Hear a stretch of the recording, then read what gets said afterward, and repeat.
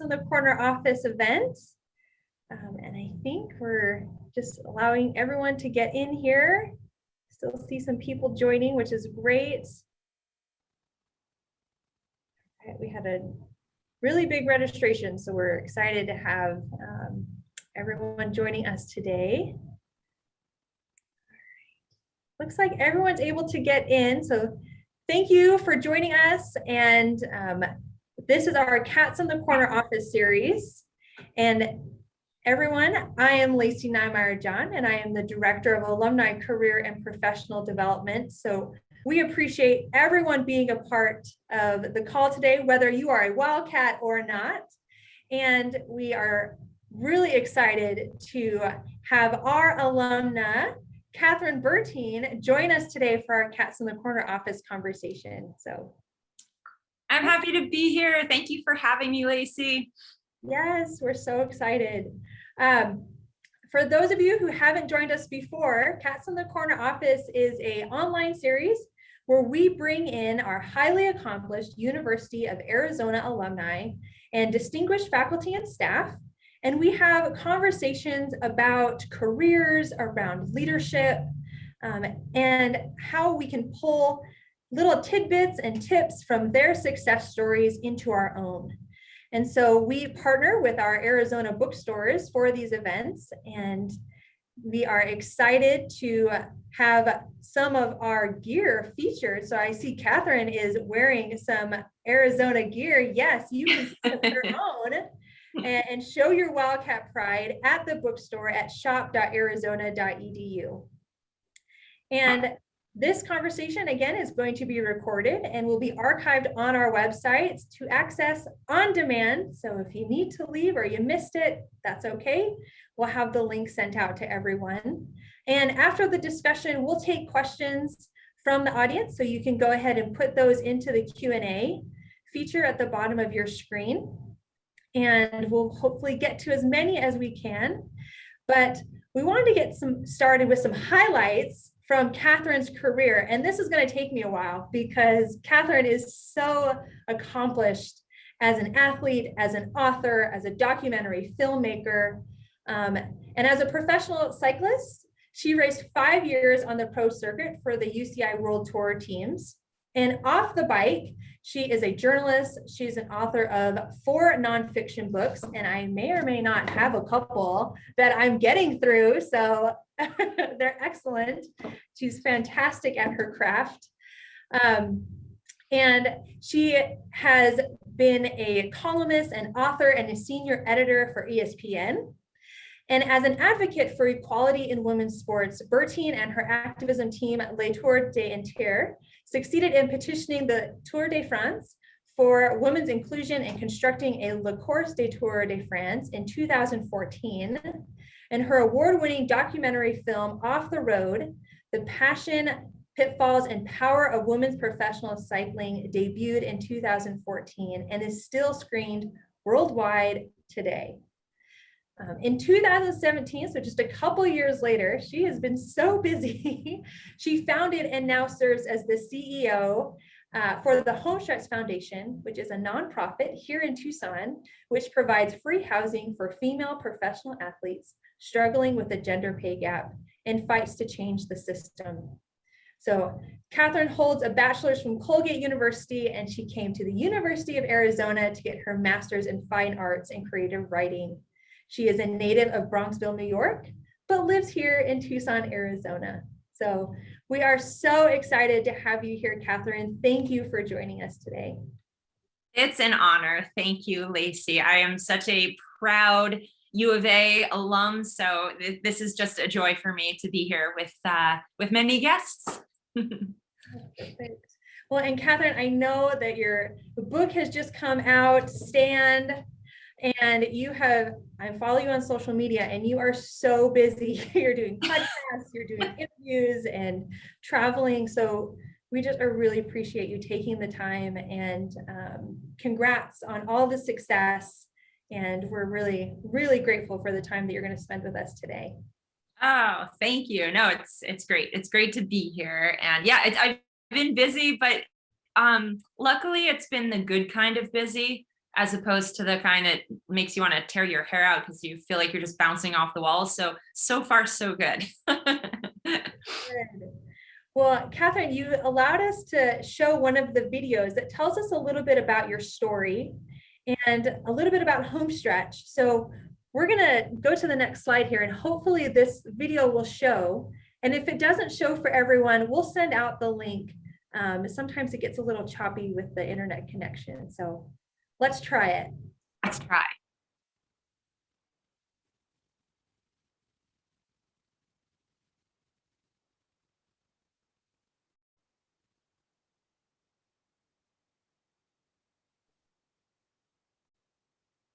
All right.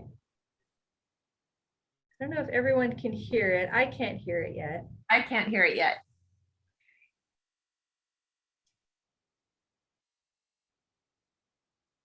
I see you speaking.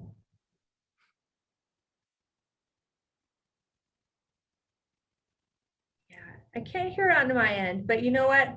Let's go ahead and pause it and we'll send out the link just so we, yeah, I hear from people that saying the audio is not working. They can't hear the audio. Yeah, I wish there were. Sorry, everyone. We will get that sent out to you so you can watch it. But Kathryn, do you want to give a little background just to that video, since we can't watch it yet, but we'll watch it later? Yeah, absolutely. I love how my face is frozen right there. That's a good look. You could put the Tucson, cacti in the background if you want. There we go. Perfect. Yeah. Okay. So a little bit of background on the video itself, or just from the beginning?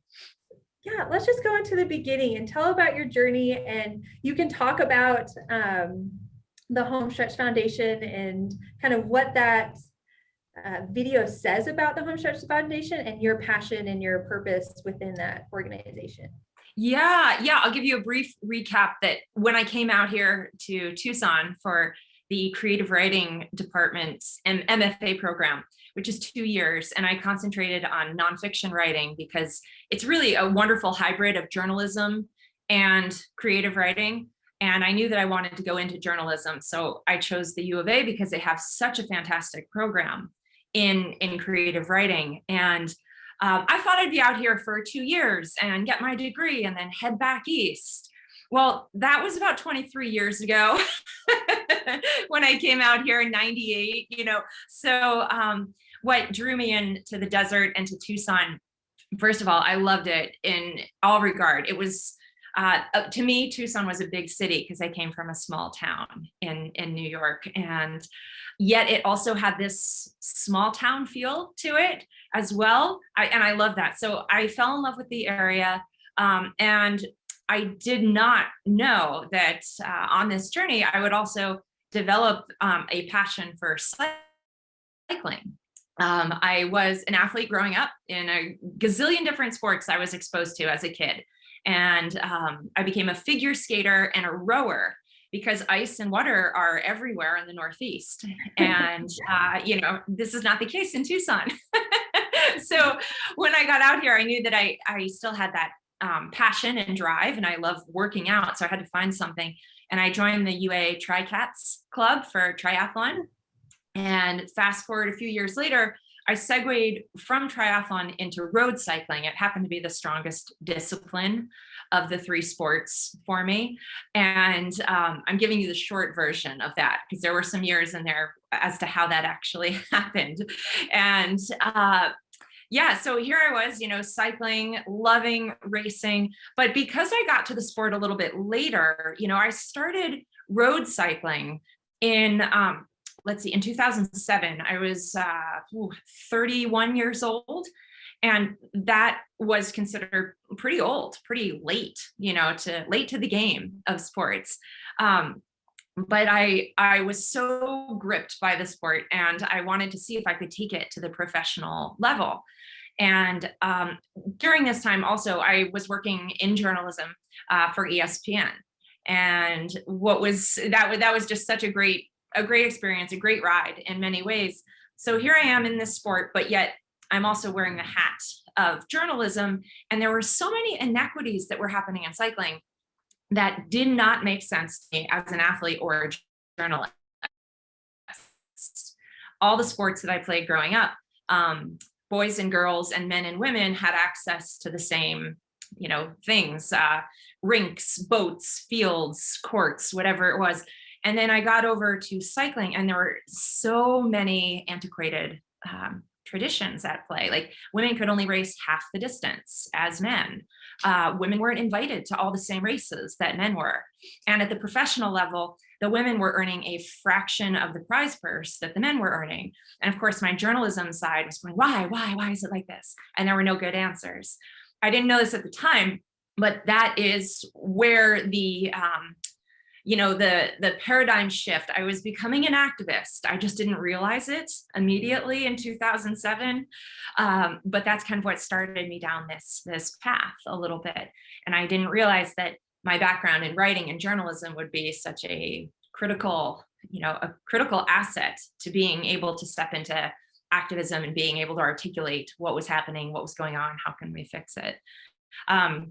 So fast forward a little bit, I actually did get my first professional cycling contract at the age of 37, which was a minor miracle, because back then in 2012, there was a rule at the professional level, the governing body of cycling, that said women's teams can't average over the age of 28.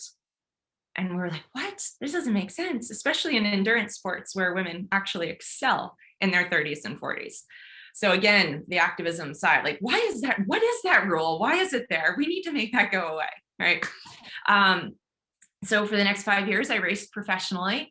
I did retire from racing in 2017 after I got to the point where I was like, okay, I've been on the world tour. This is awesome. I want to end when I'm on top as opposed to when I'm falling apart. So I was ready to segue out of the sport in 2017. But because of all the inequity and the activism side, and I'm skipping over parts of that because I know we're going to dive into certain questions, but one of those issues in the sport was the fact that men at the world tour level had a base salary and the women were deemed not to deserve one. As it was 2013 when the president of the UCI, which is the Cycling Federation, actually said, oh, women don't deserve a base salary.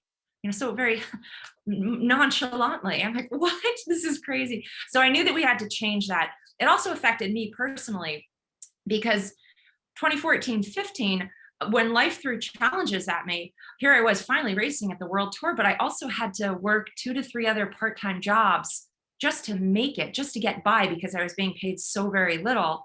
Had I been a man, that wouldn't have been the case. So, right, I'm like, we need to change this. So the idea came to mind, I'm like, oh man, wouldn't it be amazing if women at that world tour level, the professional level, had a place where they could live and train for free. But behind the scenes, we're going to work to change that rule. And that was the concept of Homestretch Foundation. And I remember thinking, I've got the plan. I'm going to write a business plan for this. I'm going to get all my ducks in a row of where I want this to go. But I thought it would be many, many years until we actually made that change happen, because I needed to find investors and sponsors, et cetera. What was amazing was that I did pitch the idea to a potential investor. He saw the light. He was like, I think this is fantastic. Let's do it.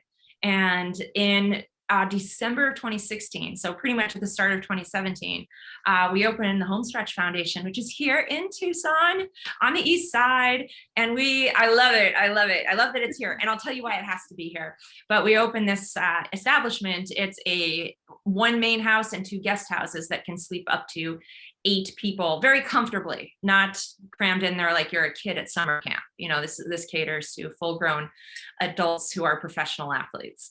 And it's been great. We've been going on for 5 years now, and we have helped 70 athletes from 17 different countries so far. And we eliminated the rule that women, they couldn't have a base salary. Now they do. In 2020, a base salary at the World Tour level was introduced. And by 2023, it will be equal to that of the men.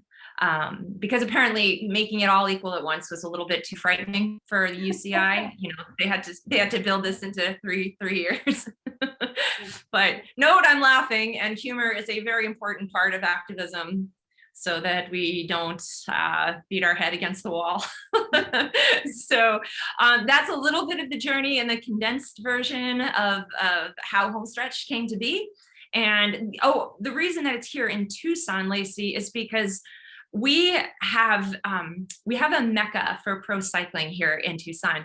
Our topography, our terrain, our group rides, Mount Lemmon.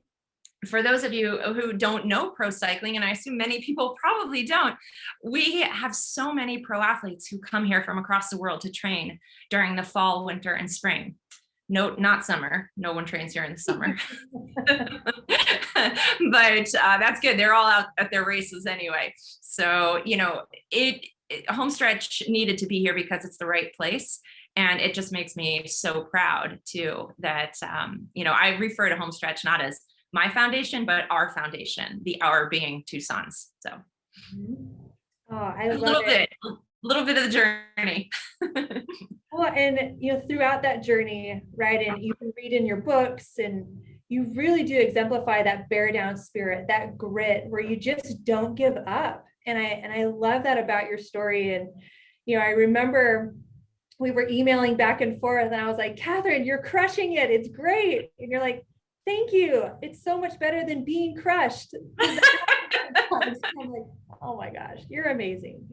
So I have been crushed many times. So, you know, you got to take it with a grain of salt that no one gets through this world, you know, scot-free without getting crushed a few times if you're fighting for change. Absolutely. And you know, in our conversations, you've talked about your sense of community, you know, and you mentioned that about the foundation of Tucson, right? Who were some of those people in your support base, whether it was, you know, from your connections at the U of A or from Tucson or around the world, that helped you as you were kind of getting these ideas off the ground and into reality? Okay, great question. I will start by saying that the sense of community that I felt in Tucson, it was a beautiful thing. When I was racing first as a triathlete, I actually moved to Boulder for 3 years because that's where triathletes went if they wanted to achieve success. And I loved my time in Boulder. It was wonderful. But it got to the point where I started thinking, you know, I want to put roots down somewhere. And I felt a deeper connection to Tucson than I did to Boulder. And so I moved back here.